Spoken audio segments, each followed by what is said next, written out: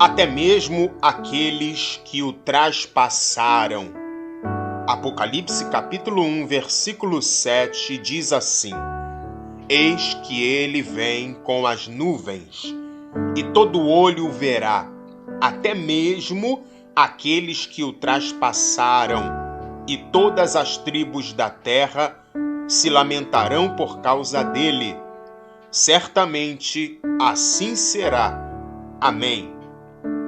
A vinda futura de Cristo será nas nuvens, e tal evento será visível. E a palavra verá está no texto que fala sobre a vinda, e trata-se da palavra grega optanomai, ou optomai, que significa olhar para. Significa também ver, permitir-se ser visto, aparecer. Os preteristas supõem que isso que consta em Apocalipse capítulo 1, versículo 7, trata-se de algo que já se cumpriu no passado, mais precisamente em 70 depois de Cristo, onde dizem que tal vir nas nuvens não passa de um eufemismo, isto é, de uma suavização de um discurso a fim de torná-lo mais agradável aos ouvidos e menos difícil de se ouvir, para falar acerca da destruição. E numa tentativa de fundamentar isto, usa-se o texto de Isaías capítulo 19, versículo 1, que diz: Peso do Egito, eis que o Senhor vem cavalgando numa nuvem ligeira e entrará no Egito, e os ídolos do Egito estremecerão diante dele, e o coração dos egípcios se derreterá no meio deles. Daí liga-se Zacarias capítulo 12, versículos 10 ao 14, que diz: Mas sobre a casa de Davi e sobre os habitantes de Jerusalém derramarei o espírito de graça e de súplicas, e olharão para mim a quem traspassaram, e prantearão sobre ele, como quem pranteia pelo filho unigênito, e chorarão amargamente por ele, como se chora amargamente pelo primogênito. Naquele dia será grande o pranto em Jerusalém, como o pranto de Hadad-Rimon, no vale de Megido. E a terra pranteará, cada família à parte, a família da casa de Davi à parte, e as suas mulheres à parte, e a família da casa de Natã à parte, e suas mulheres à parte, a família da casa de Levi à parte, e suas mulheres à parte, a família de Simei à parte, e suas mulheres à parte, todas as más famílias remanescentes, cada família à parte, e suas mulheres à parte. Os preteristas usam Isaías 19:1, ligando com Zacarias 12, verso 10 ao 14, e conectando com Apocalipse capítulo 1, versículo 7, supondo que, do contrário, aqueles que traspassaram Jesus ainda deveriam estar vivos até a vinda de Cristo, que ainda não ocorreu. Porém, tal raciocínio é equívoco e não passa de uma dentre muitas inferências que se ouve por aí e que não refletem de fato a verdade que o texto, por si só, realmente está dizendo. Por outro lado, existem outros que, por sua vez, supõem que, na vinda futura do Senhor Jesus, que ainda ocorrerá, tais soldados romanos que traspassaram o Cristo crucificado ressuscitarão tão somente para verem Jesus voltar e em seguida morrerão novamente, como ocorreu na morte de Jesus, aonde muitos ressuscitaram e ao saírem dos túmulos entraram em Jerusalém quando Jesus ressuscitou. E os tais não ressuscitaram para a vida eterna com corpos revestidos de imortalidade e incorruptibilidade, porque tal ressurreição, chamada de a primeira ressurreição, destinada para o povo santo de Deus e de Cristo, será após a grande tribulação, na vinda de Cristo, que se dará em meio à reunião dos inimigos no Armagedon. O que nós precisamos entender é: quem disse que os que traspassaram o Senhor Jesus, ao verem o céu se escurecer e um grande terremoto ocorrer naquela tarde onde Jesus morreu, ou seja, quem disse que aqueles que traspassaram Jesus, ao contemplarem eles todos os sinais que ocorreram naquela tarde, não se arrependeram? O centurião, por exemplo, reconheceu naquela mesma tarde que Jesus era o Filho de Deus de fato.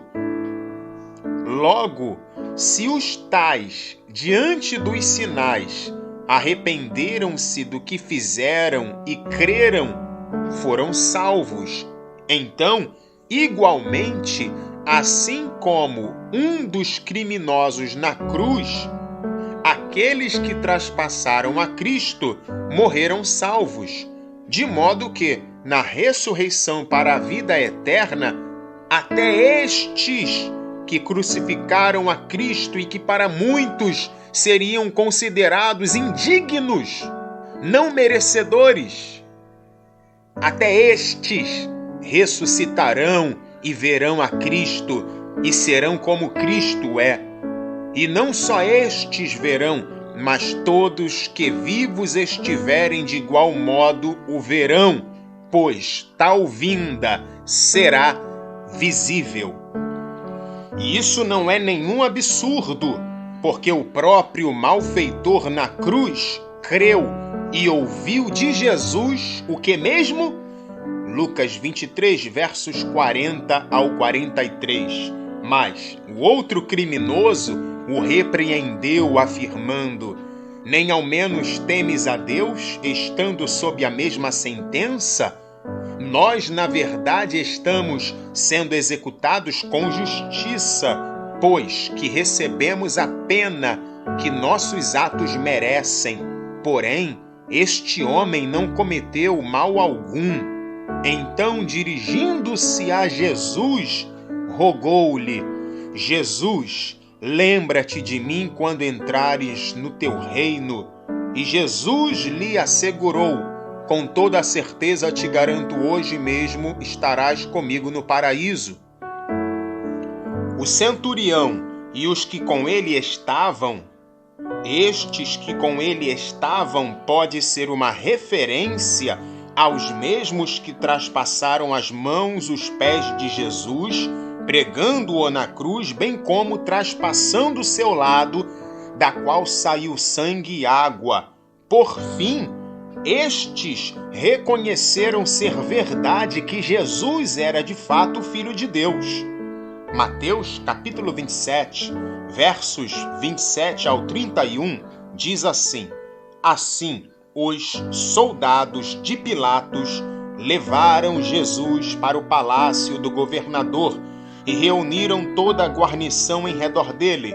Tirando-lhe a roupa, vestiram-lhe um manto vermelho escuro, fizeram uma coroa de espinhos e puseram-lhe-a na cabeça. Meteram-lhe uma vara na mão direita como se fosse o bastão de um rei e, ajoelhando-se diante dele, faziam troça, gritando: Viva, ó Rei dos Judeus! cuspiam-lhe e, tirando-lhe a vara da mão, batiam-lhe com ela na cabeça. Quando acabaram toda aquela troça, tiraram-lhe o manto, vestiram-no novamente com as suas roupas e levaram-no para ser crucificado. João capítulo 19, versículo 33 e 34. Mas, quando se aproximaram de Jesus e viram que ele já estava morto, não lhe quebraram as pernas. Contudo, um dos soldados perfurou o lado de Jesus com uma lança e imediatamente brotou sangue e água. Mateus capítulo 27, versos 45 ao 54.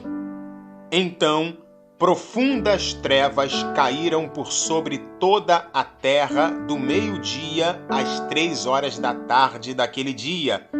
E por volta das 3 horas da tarde, Jesus exclamou com voz forte: Eloi, Eloi, lama sabachthani, que significa: meu Deus, por que me abandonaste?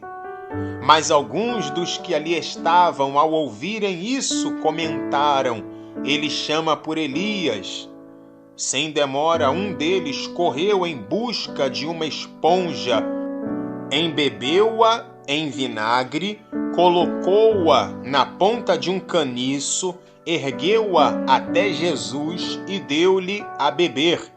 Entretanto, os outros o censuravam: deixa, vejamos se Elias vem livrá-lo.